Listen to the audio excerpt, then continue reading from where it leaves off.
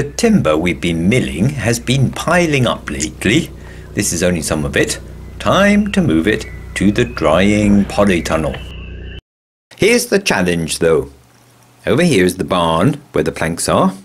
The bandsaw's at the far end of it, but the little barn railway makes it easy to move things through. And over here, there's the polytunnel drying room, where the planks will be stacked to dry. Here's where the house is. There's a fence all along here, and the little horse paddock here. There's now a little railway down the side of the field, but so far it only goes to this fence. One day, it will go all the way down here to meet the barn railway, but I don't have the funds to build that now. More importantly, it will need to be extended up this way to the charcoal kiln, and down this way to bypass the tunnel, and over this way to the log pile. But for now, it only gets us halfway home.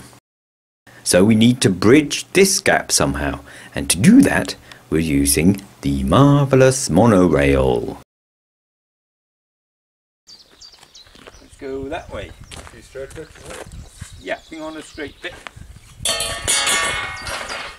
If you haven't seen this one in action before, then you should know that our friend Chris makes them. He adapted it from a First World War French design, but improved on it, I think. The pieces just slot easily together and make a very serviceable light railway that's quickly dismantled and repositioned. There's the track inspector. You just need to support the rail where it's hollow underneath.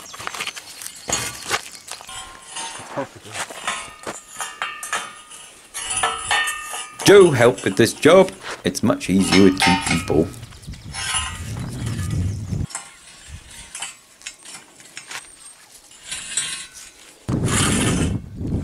Does that help? Yep. A little bit more. Yep.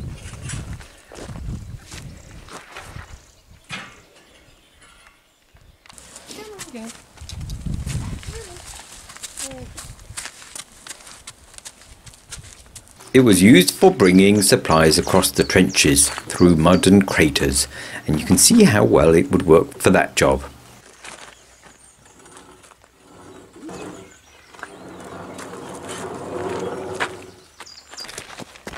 Yes, you need to keep the load balanced yourself because there are only two casters on one rail.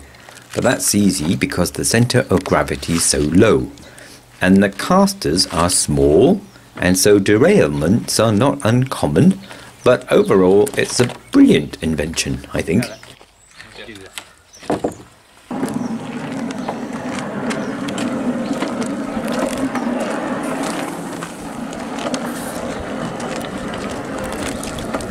This particular trolley has a wheelbase that's just a bit too long for this tight curve. I'll know better for next time. How is it, Joe? Smooth and something. No. Is it hard? No, it's really easy. Ooh.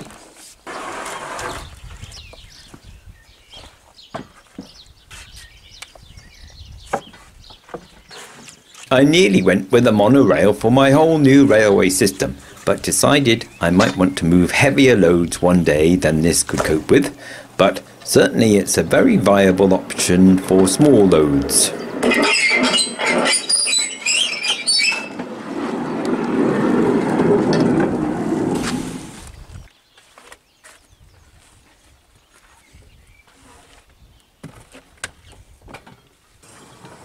Rolling.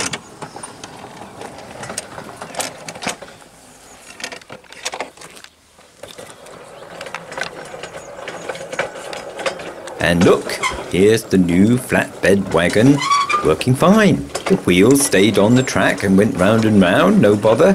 What more would you ask of it?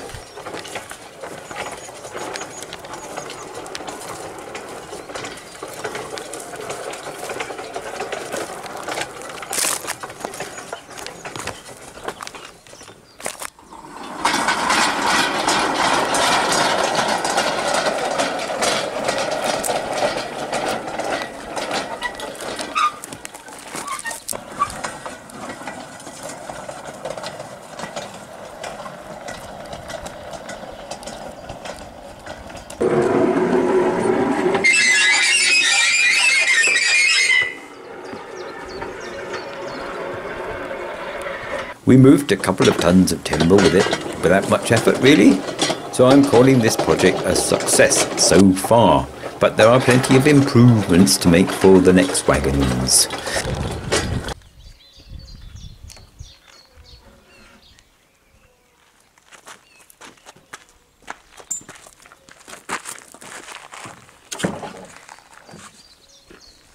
But how much weight can the flatbed wagon take on its wooden bearings and homemade wheels?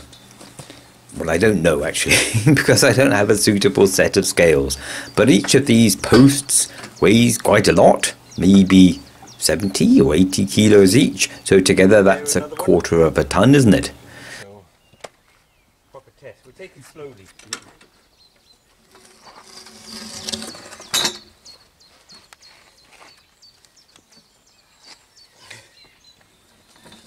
Test your points anyway.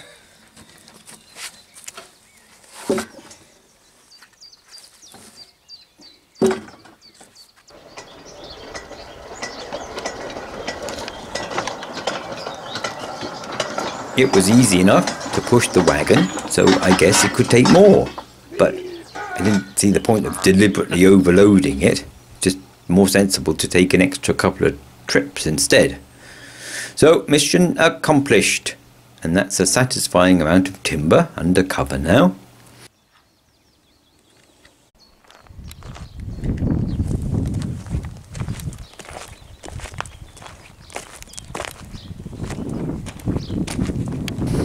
And then, to end, we tested the carrying capacity of the MONORAIL 2 with this beech log that's been hanging around the yard for way too long.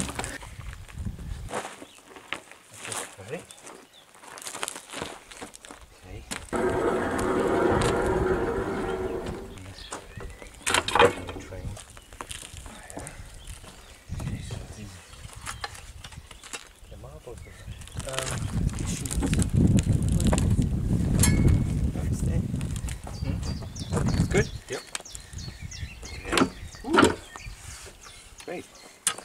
That was easy. The log may be decayed too much to be useful, but I'll put it through the saw anyway and show you the inside sometimes if you're interested.